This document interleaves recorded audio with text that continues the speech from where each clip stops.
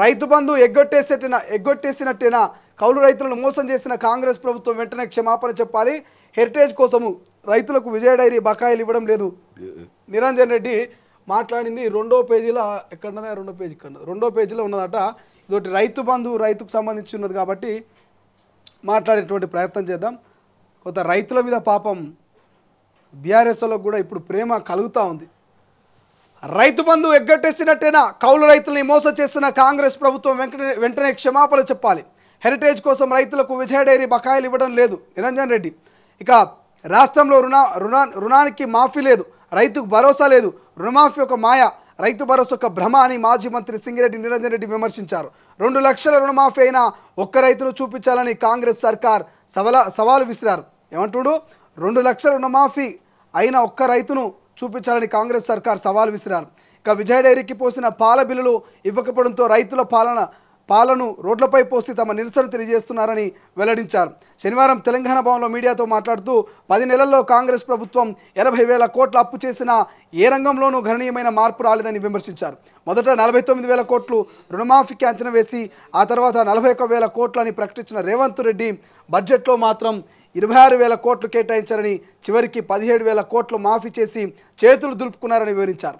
వానాకాలం పంట పూర్తవుతున్నా రైతులకు పెట్టుబడి సాయం అందలేదని, ఆ నిధులు ఎగ్గొట్టేసినట్టేనా అన్న సందేహాన్ని వ్యక్తం చేశారు. వరంగల్ డిక్లరేషన్లో 2 లక్షల రుణమాఫీ, రైతు భరోసా, పంటల బీమా, పసుపు బోర్డు, చక్కెర ఫ్యాక్టరీ తెరిపిస్తామని కాంగ్రెస్ గొప్పలు చెప్పిందని, ఆ దిశగా ఒక అడుగు కూడా ముందుకు పడలేదని తెలిపారు. ప్రధానమంత్రి ఫసల్ బీమా యోజన వల్ల బీమా కంపెనీలకు లాభం తప్ప రైతులకు ప్రయోజనం ఉండదని ఆనాడే చెప్పామని స్పష్టం చేశారు. తమ ప్రభుత్వంలో పంటల బీమా కోసం 4 ఏళ్లు 2,400 కోట్ల బీమా కంపెనీలకు కడితే రైతులకు తిరిగి 18,000 కోట్లు వచ్చాయని తెలిపారు. ఇక కౌలు రైతులకు రేవంత్ క్షమాపణ చెప్పాలి. రైతులతో పాటు కౌలు రైతులతో రైతు భరోసా ఇస్తామని రేవంత్ రెడ్డి చెప్పారని, కానీ రైతు భరోసా ఎవరు తీసుకుంటారు, కౌలు రైతు తేల్చుకోవాలని వ్యవసాయ మంత్రి చావు కబురు చల్లగా చెప్పారని నిరంజన్ రెడ్డి విమర్శించారు. తెలంగాణలో కౌలు రైతు విధానం, ఏపీలో కౌలు రైతు విధానం వేరని అసెంబ్లీలో కేసీఆర్ పరమాలు చెప్పారు.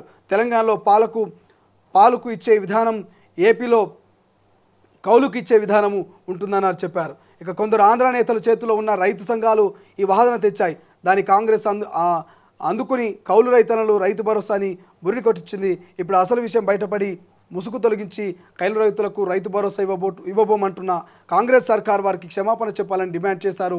రైతు బంధు ఎగ్గొట్టి రుణమాఫీకి మళ్లించారంటూ ఆయన ఆరోపణ చేశారు. కానీ ఏది ఏమైనా ఒక 2 విషయాలు అయితే మాట్లాడుకోవాలి. ఇవాళ కాంగ్రెస్ ప్రభుత్వం అధికారంలోకి వచ్చి దాదాపు 10 నెలలు అవుతుంది. ఈ 10 నెలల పరిపాలనలో నిరంజన్ రెడ్డి గారు అడిగిన దాంట్లో నిజంగా కొంత కూడా తప్పులేదనిపిస్తుంది. మీరే చెప్పిర్రు, రైతుకు రుణమాఫీ అన్నారు, 2 లక్షల రూపాయలు అన్నారు, 15 ఆగస్టు అన్నారు, 3 విడతల 15 ఆగస్టు కల్లా రుణమాఫీ చేస్తూ వచ్చారు. కానీ ఆ 15 ఆగస్టు లోపల చేసిన రుణమాఫీలో 2 లక్షల రుణమాఫీలో చాలామంది రైతులకు టెక్నికల్ ఇష్యూ వల్ల రుణమాఫీ కాలే, ఆధార్ కార్డులో పేరు లేకపోతే మార్పు, ఇతరితర కారణాల వల్ల రుణమాఫీ కాలే, రేషన్ కార్డు లేని వాళ్ళకు రుణమాఫీ కాలే, 2 లక్షలకు పైగా ఉన్న వాళ్ళకు కూడా రుణమాఫీ చేస్తారని రేవంత్ రెడ్డి గారు మొన్ననే చెప్పారు. కానీ 2 లక్షల లోపే టెక్నికల్ ఇష్యూ వాళ్ళకు రుణమాఫీ కాలే, ఆ పైన వాళ్ళు కూడా బ్యాంకుల పైన అమౌంట్ కట్టినప్పటికీ వాళ్ళకి ఇంతవరకు రుణమాఫీ కాలే, దాని మీద ఎటువంటి స్పందన కూడా లేదు. రైతు భరోసా వానకాలం వెళ్ళిపోయా, మళ్ళీ ఎండాకాలం సాగుకు దగ్గర పడబట్టే అవి రైతు భరోసా పైసలు ఎకరాకు 15,000 ఏడాదికి అన్నారు, అవి ఇంతవరకు వేసిన పాపన పోలే. కౌలు రైతును పట్టించుకుంటామన్నారు, కూలి రైతుకు ఏడాదికి 12,000 రూపాయలు అన్నారు. కౌలు రైతు లేదు, కూలి రైతు లేదు, ఉన్న రైతుకు రైతు భరోసా లేదు, రుణమాఫీ పూర్తి స్థాయిలో 2 లక్షల పైన ఉన్నటువంటి అర్హులకు లేదు. ఇక రైతన్నకు మీరు చేసినటువంటి మేలేంది? 31,000 కోట్ల రూపాయలు అసెంబ్లీలో బడ్జెట్ పెట్టిరు కదా, మరి 31,000 కోట్ల రూపాయలు కేవలం 17,000 కోట్ల రూపాయలే మాత్రం వాడి మిగతా అమౌంట్ ఎందుకు అట్లా పక్కన పెట్టిరు? ఏమైనా పైసలు పిల్లలు తీస్తాయా లేకపోతే గుడ్లు పెడతాయా పైసలు? 31,000 కోట్ల రూపాయల బడ్జెట్లో 17,000 కోట్ల రూపాయలు, 18,000 కోట్ల రూపాయలు అంటున్నారు కదా, మిగిలినటువంటి 13,000-14,000 కోట్ల రూపాయలని అట్లా పక్కన పెడితే పిల్లలు తీస్తాయా, మరి గుడ్డు పెడతాయా, ఏం చేస్తారు? రైతుల కోసం కేటాయించిన బడ్జెటే కదా, మరి ఎందుకు రైతు భరోసా ఇవ్వలేకపోతున్నారు? రైతుకు భరోసాగా ఉండనీకే వాళ్ళకి పెట్టుబడి సాయం కిందనే ఈ రైతు భరోసా అన్నది కదా కాంగ్రెస్ ప్రభుత్వము. మరి ఆ 14,000 కోట్ల రూపాయలు దాదాపు రైతు భరోసా ఇస్తే 7,000 కోట్ల రూపాయలు ఏమవుతాయి ఒక్క విడత? మరి ఇంకా 7,000 కోట్ల రూపాయలు మిగులుతాయి, 14,000 కోట్ల రూపాయలు మీ దగ్గర ఉన్నాయి. 2 విడతల రైతు భరోసా డబ్బులు ఇవ్వచ్చు, అవి ఇస్తలే. కౌలు రైతును పట్టించుకుంటలే, కూలీ రైతుకి ఇస్తున్న ఆర్థిక సాయం 12,000 లేవు. ఏమనంటే కొత్తగా వచ్చిందమ్మా, ఇప్పుడే సంసారం ఏర్పాటైంది, ఇప్పుడు కుండా షాట చదువుకోవాలి, మేమంతా నిర్మించుకోవాలి, వాళ్ళ అప్పుల కుప్ప చేసిపోయారు, 1 కాదు 2 కాదు 7,13,000 కోట్ల రూపాయలు అప్పు చేసిపోయారని 10 నెలలు చెప్పుకుంటూ వచ్చారు. 11 నెలలు అడుగు పెట్టబోతున్నారు. ఇంకెన్ని నెలలు ఇట్లనే చెప్తారు? గతంలో కేసీఆర్ కూడా ఇదే చెప్పిండు. 2014లో అధికారం రాగానే మనం పసిగుడ్డు, ఇప్పుడే ఏర్పడ్డది మన రాష్ట్రం, 2014 నుంచి 2018 దాకా అదే ముచ్చట చెప్పిండు 5 ఏళ్ళు. అయ్యో పాపం అని చెప్పి మళ్ళీ ఓటేసి 2018లో గెలిపిస్తే 23 దాకా ఏడేసిన గొంగడానే. ఇలా మీరు అదే బాటలో నడుస్తూ ఉన్నారు. మొన్నటి పడ్డటువంటి వానలకు వరదలకు రైతన్న ఆగమయ్యిండు. చేతికొచ్చిన పంటలు నాశనం అయిపోయినాయి. ఇటు వేసిన పంట లేకపోయే, ఆ పంటకు పెట్టుబడి సహాయం లేకపోయే, పూర్తి స్థాయి రుణమాఫీ లేకపోయే, కౌలు రైతు కూలి రైతును పట్టించుకున్న పాపాన పోలే. ఇంకా రైతు ప్రభుత్వం అంటారు, ప్రజాపాలన ప్రభుత్వం అంటారు. ఇదేనా మరి?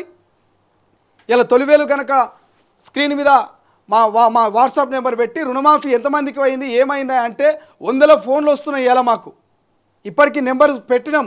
ఎవరైనా రైతు భరోసా మీదనో రైతు బంధు మీదనో మాట్లాడికే ఫోన్లు చేయండి రా బాబు అంటే ఇలా 100 మంది రైతులు ఫోన్ చేసేటువంటి పరిస్థితి మనకు అనిపిస్తోంది. ఇప్పటికీ 10 మిస్డ్ కాల్స్ పడ్డాయి.